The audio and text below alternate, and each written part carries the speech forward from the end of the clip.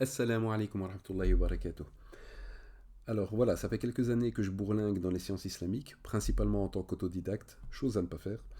Et j'ai pu commettre beaucoup d'erreurs, et j'ai pu observer aussi beaucoup d'erreurs chez d'autres personnes.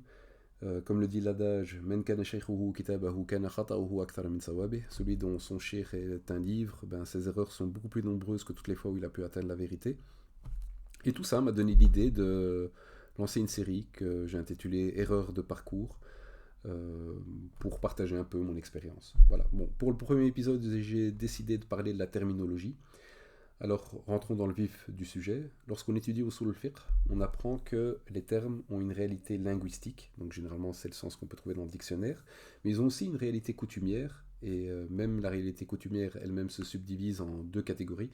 La première, c'est le sens coutumier tel qu'il est connu chez les gens du commun, et le second sens, c'est le sens coutumier tel qu'il est connu chez les spécialistes. En français, par exemple, si je prends le mot théorie, chez les gens du commun, c'est un peu un synonyme d'hypothèse, c'est-à-dire rien de certain, j'ai une théorie sur tel sujet.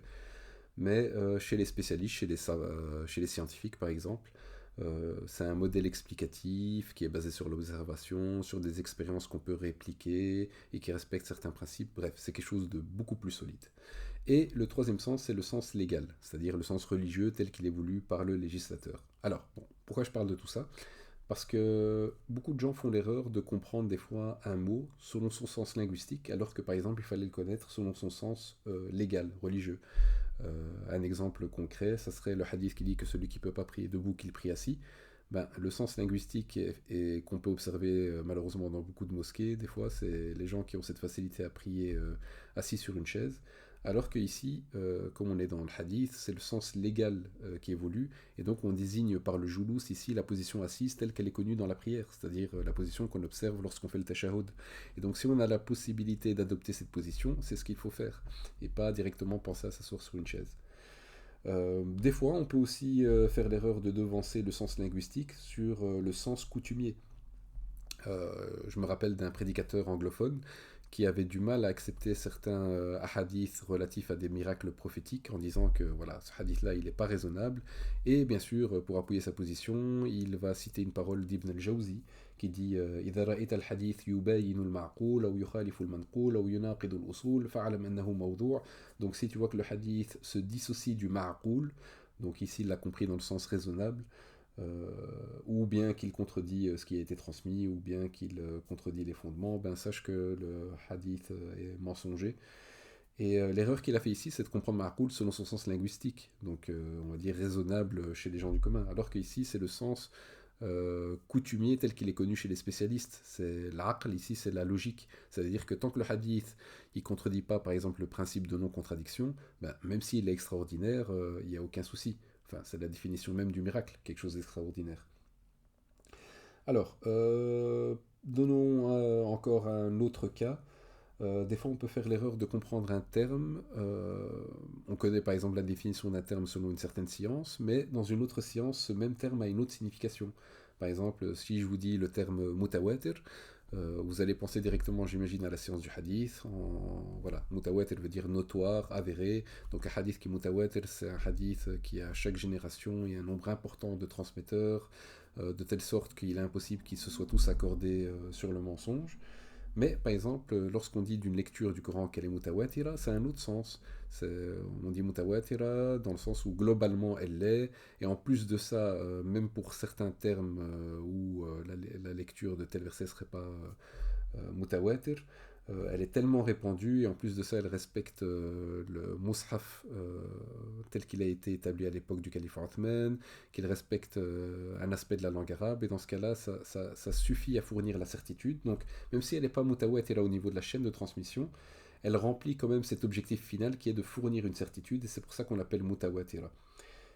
Comme le dit le poème, ما وافق وجه النحو وكان للرسم احتمال يحوي وصح إسنادا فهو القرآن فهذه الثلاثة الأركان. De mémoire, j'espère ne pas l'avoir mal dit. On peut prendre aussi un autre exemple, le mot chèvre, par exemple dans le fiqh, ça veut dire un avis marginal, et c'est à fuir, à ne pas suivre. Alors que le mot chèvre, par exemple pour une lecture d'un verset du Coran, c'est pas forcément quelque chose qu'on va rejeter. On pourrait l'utiliser comme preuve. Pourquoi? Parce que shadh, ça voudrait juste dire que ça respecte pas un des trois principes. Donc la chaîne pourrait être bonne. Niveau la langue arabe, ça pourrait être conforme aussi à la langue arabe, mais peut-être que ça ne respecte pas l'un des mushaf tel qu'il a été établi à l'époque du calife Othman, parce que le calife Othman, bon, c'est pas le sujet de la vidéo, mais il a, on va dire, restreint en quelque sorte parmi toutes les possibilités qu'il y avait. Et donc voilà, cette lecture du verset, malgré qu'elle est chaîne, on pourrait l'employer pour argumenter, parce qu'au final, la chaîne de transmission est bonne, et bah, ça a la même force, on va dire, qu'un hadith avec une bonne chaîne de transmission. Voilà. Alors, autre exemple, des fois un terme chez un scientifique, chez un savant, ça pourrait avoir un certain sens, et chez d'autres avoir un autre sens, et ça, il faut garder ça à l'esprit. Donc par exemple le terme majhoul pour définir un rapporteur, chez Ibn Hibban c'est selon tel critère, chez d'autres muhaddithin c'est encore d'autres critères. Des fois, on passe à un autre point, la terminologie peut induire en erreur sur la manière de concevoir un groupe. Par exemple, quand on étudie les différents courants dans le fiqh, on va voir qu'il y a ce qu'on appelle ahlul athar, les gens qui s'attachent au texte, et il y a ahlul ra'i, les gens qui utilisent fortement la réflexion. Généralement, on vise par là les hanafites.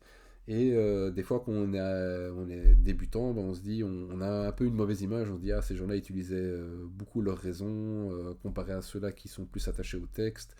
Alors que non, ça veut juste dire qu'on parle d'Ahlul et ça veut juste dire que ces gens-là se sont distingués par un certain niveau dans la réflexion qu'on leur a donné ce titre. Ça ne veut pas dire pour autant qu'ils délaissaient les textes.